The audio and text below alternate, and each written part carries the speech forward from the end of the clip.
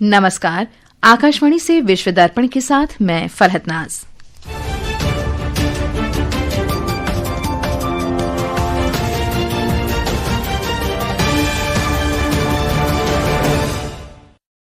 भारत और इजरायल ने आतंकवाद और इसके सभी रूपों तथा अभिव्यक्तियों को कतई बर्दाश्त न करने के वैश्विक दृष्टिकोण को सुनिश्चित करने को एक बार फिर दोहराया।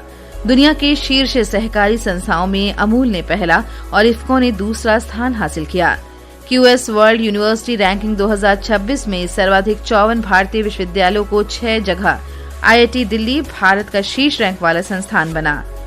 गुरु नानक जयंती और गुरु पर्व आज देश विदेश में हर्षोल्लास के साथ मनाया जा रहा है और आईसीसी ने भारत के खिलाफ एशिया कप 2025 के फाइनल के दौरान आचार संहिता का उल्लंघन करने के लिए पाकिस्तान के तेज गेंदबाज हारिस रऊफ पर 2 मैचों का प्रतिबंध लगाया। अब समाचार विस्तार से। भारत और इजरायल ने आतंकवाद और इसके सभी रूपों तथा अभिव्यक्तियों को कतई बर्दाश्त न करने के वैश्विक दृष्टिकोण को सुनिश्चित करने को एक बार फिर दोहराया है। विदेश मंत्रालय ने बताया कि कल नई दिल्ली में विदेश मंत्री डॉक्टर सुब्रमण्यम जयशंकर और इजरायल के विदेश मंत्री गिदोन सार के बीच हुई बातचीत में इस आशय का संकल्प दोहराया गया। मंत्रालय ने कहा कि दोनों मंत्रियों ने राजनीतिक, सुरक्षा, कृषि, व्यापार और निवेश, रक्षा तथा दोनों देशों के लोगों के बीच संबंध तथा महत्वपूर्ण और उभरती प्रौद्योगिकियों, सेमीकंडक्टर, साइबर सुरक्षा और आर्टिफिशियल इंटेलिजेंस सहित अन्य क्षेत्रों में जारी सहयोग की भी समीक्षा की। वहीं डॉक्टर जयशंकर ने गजा शांति योजना के प्रति भारत के समर्थन की बात कही। श्री जयशंकर ने बंधकों की वापसी का भी स्वागत किया। भारत और इजरायल ने दोनों देशों के बीच द्विपक्षीय रक्षा सहयोग की संभावनाओं के विस्तार पर एक समझौता ज्ञापन पर हस्ताक्षर किए। कल तेल अवीव में आयोजित संयुक्त कार्य समूह की 17वीं बैठक में ये हस्ताक्षर किए गए। बैठक की सह अध्यक्षता भारत के रक्षा सचिव राजेश कुमार सिंह और इजरायल के रक्षा मंत्रालय के महानिदेशक मेजर जनरल अमीर वारम ने की। ये समझौता दोनों देशों के रक्षा सहयोग को और प्रगाढ़ करने के लिए एक एकीकृत दृष्टिकोण तथा नीतिगत दिशा प्रदान करेगा। दुनिया की शीर्ष सहकारी संस्थाओं में गुजरात सहकारी दुग्ध विपणन संघ अमूल ने पहला और भारतीय कृषक उर्वरक सहकारी लिमिटेड इफ्को ने दूसरा स्थान हासिल किया। उन्हें प्रति व्यक्ति सकल घरेलू उत्पाद जीडीपी के प्रदर्शन के आधार पर दुनिया की शीर्ष सहकारी संस्था का दर्जा दिया गया है। ये रैंकिंग अंतर्राष्ट्रीय सहकारी गठबंधन आईसीए विश्व सहकारी मॉनिटर 2025 द्वारा की गई है। इस रैंकिंग की घोषणा कतर के दोहा में आईसीए CM50 सम्मेलन में की गई। ये मान्यता ग्रामीण आत्मनिर्भरता और सामूहिक स्वामित्व की भावना पर आधारित अमूल के डेयरी नेटवर्क को दर्शाती है। इसने लाखों किसानों की आजीविका में बदलाव लाया है। इसी प्रकार इफ्को का प्रदर्शन विशेष रूप से उल्लेखनीय है। ये सतत उर्वरक उत्पादन, डिजिटल प्लेटफॉर्म और पर्यावरण संरक्षण के माध्यम से लाखों किसानों को सशक्त बनाकर सहयोग के सिद्धांतों को मूर्त रूप दे रहा है। समाचार कक्ष से Manoj. QS world university ranking 2026 में सर्वाधिक प्रदर्शन करते हुए वैश्विक रैंकिंग में भारत के 54 विश्वविद्यालयों को जगह मिली है। एक रिपोर्ट। भारतीय प्रौद्योगिकी संस्थान आईआईटी दिल्ली देश के संस्थानों में शीर्ष पर है और वैश्विक स्तर पर 123वें स्थान पर है। इसके साथ ही ये दुनिया भर में चौथा सबसे अधिक प्रतिनिधित्व वाला देश बन गया है। आईआईटी दिल्ली के बाद आईआईटी बॉम्बे 129वें, आईआईटी मद्रास 180वें और आईआईटी खड़गपुर 215वें स्थान पर है। अन्य शीर्ष संस्थानों में भारतीय विज्ञान संस्थान IISc बेंगलोर 219वें, आईआईटी कानपुर 222वें स्थान पर है। वहीं दिल्ली विश्वविद्यालय भी शीर्ष 350 में शामिल है। समाचार कक्ष से शक्ति सिंह। विश्व दर्पण समाचार आकाशवाणी से प्रसारित किए जा रहे हैं। ताजा समाचार जानने के लिए आप हमारे social media handle X @AIR News Hindi को फॉलो कर सकते हैं। विश्व दर्पण में आपका फिर स्वागत है।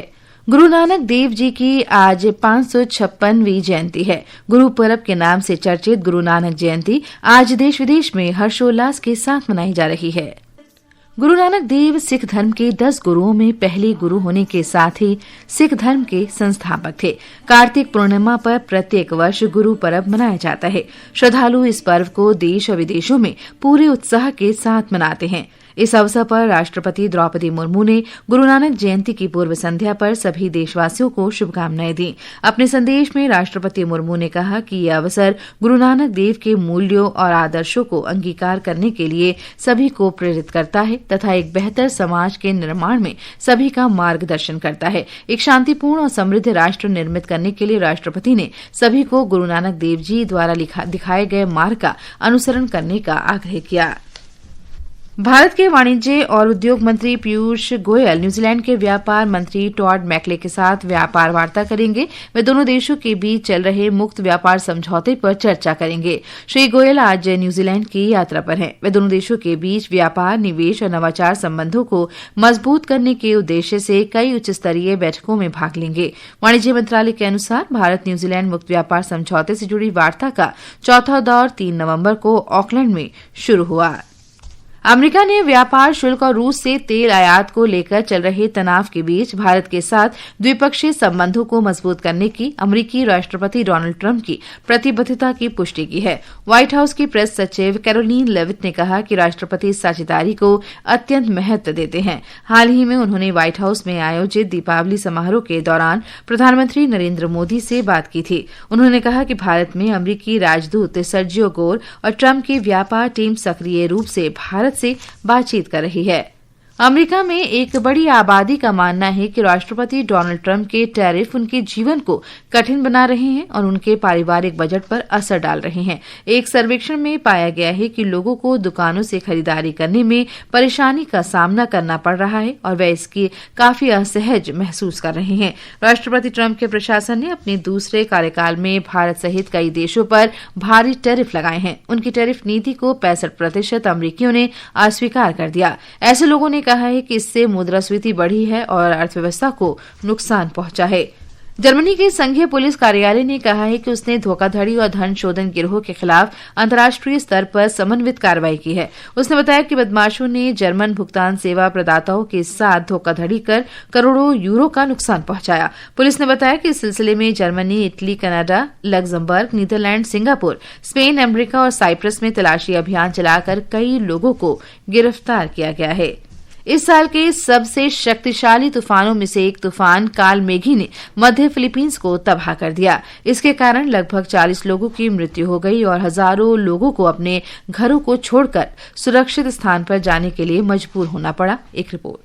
तूफान काल मेघी ने सेबू के सबसे अधिक आबादी वाले मध्य द्वीप के समूचे शहर सहित व्यापक क्षेत्रों को जलमग्न कर दिया है। यहाँ सबसे अधिक मौतें हुई हैं। वीडियो फुटेज में लोग छतों पर बैठे हुए दिख रहे हैं, जबकि गाड़ियां और कंटेनर सड़कों पर बहते हुए दिख रहे हैं। राहत कार्यों में सहायता के लिए तैनात एक सैन्य हेलीकॉप्टर उत्तरी मिंडानाओ द्वीप में दुर्घटनाग्रस्त हो गया। इस कारण हेलीकॉप्टर में सवार चालक दल के 6 सदस्यों की मौत हो गई। यह मिंडानाओ द्वीप पर अगुसान डेल सूर के निकट दुर्घटनाग्रस्त हो गया था और सहायता के लिए भेजे गए 4 विमानों में से एक था। तूफान काल मेघी का स्थानीय नाम टिनो दिया गया है। यह तूफान कल फिलीपींस में दस्तक देने के बाद कमजोर पड़ गया है, लेकिन अभी भी 130 किलोमीटर प्रति घंटे से अधिक की रफ्तार से तेज हवाएं चल रही हैं। विश्व दर्पण के साथ मैं अर्जुन शर्मा।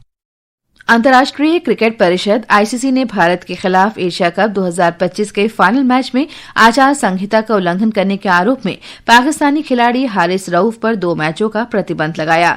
आईसीसी ने बताया कि मैच रेफरियों के एलीट पैनल के सदस्यों द्वारा सुनवाई किए जाने के बाद रऊफ के विरुद्ध अनुशासनात्मक कार्रवाई की गई। रऊफ पर उनके मैच फीस का 30% जुर्माना भी लगाया गया है। आईसीसी के फैसले के बाद रऊफ दक्षिण अफ्रीका के खिलाफ पाकिस्तान के पहले 2 एकदिवसीय मैच में नहीं खेल पाएंगे। और अंत में मुख्य समाचार एक बार फिर। भारत और इजरायल ने आतंकवाद और इसके सभी रूपों तथा अभिव्यक्तियों को कतई बर्दाश्त न करने के वैश्विक दृष्टिकोण को सुनिश्चित करने को एक बार फिर दोहराया। दुनिया के शीर्ष सहकारी संस्थाओं में अमूल ने पहला और इफ्को ने दूसरा स्थान हासिल किया। क्यूएस वर्ल्ड यूनिवर्सिटी रैंकिंग 2026 में सर्वाधिक 54 भारतीय विश्वविद्यालयों को जगह। आईआईटी दिल्ली भारत का शीर्ष रैंक वाला संस्थान बना।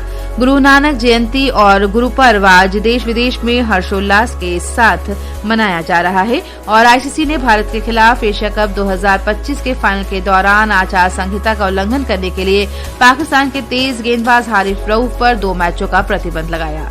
इसके साथ ही विश्व दर्पण का ये अंक समाप्त हुआ। नमस्कार।